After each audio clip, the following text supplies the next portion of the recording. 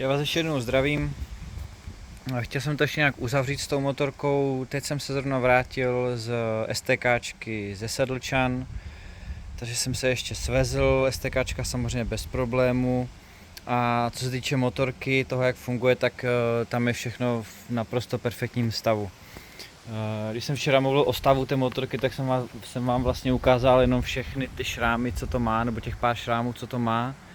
Ale nezmínil jsem se vůbec o tom, že za celou dobu, co motorku mám, což je nějakých 25 000 km naježděných, tak s tím nikdy nebyl problém. To je jako naprosto spolehlivý Japonec. Já jsem tam neřešil vůbec žádný jako servis, jako že by byla závada. Ani prasklou žárovku, nic prostě. To je jako naprosto spolehlivá motorka. Já jsem tomu dělal jenom pečlivě, pravidelně servis, tak jak je předepsáno v servisním manuálu.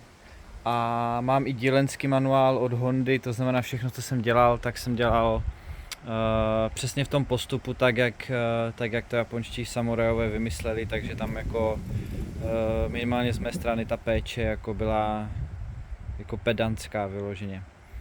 A potom ještě, co jsem včera naznačoval, že mám poměrně dobrou historii k té motorce, tak vlastně to tak, jak už jsem včera říkal, ta motorka je rok 2008.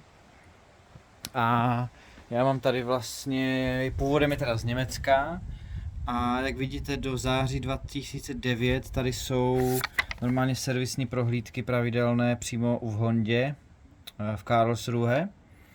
A tady je vidět, že vlastně měla nějakých 13 627 km v tom roce 2009.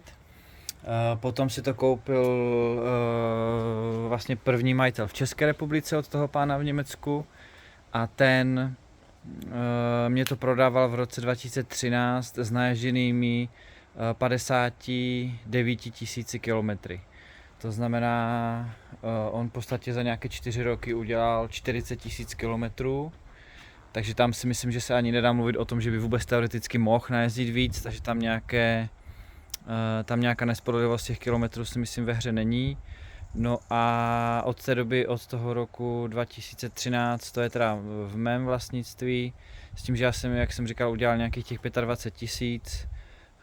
Ty první roky jsme jezdili docela dost, jezdil jsem většinou s přítelkyní, to znamená, využívali jsme ty kufry, jezdili jsme převážně po Česku po takových menších dovolených.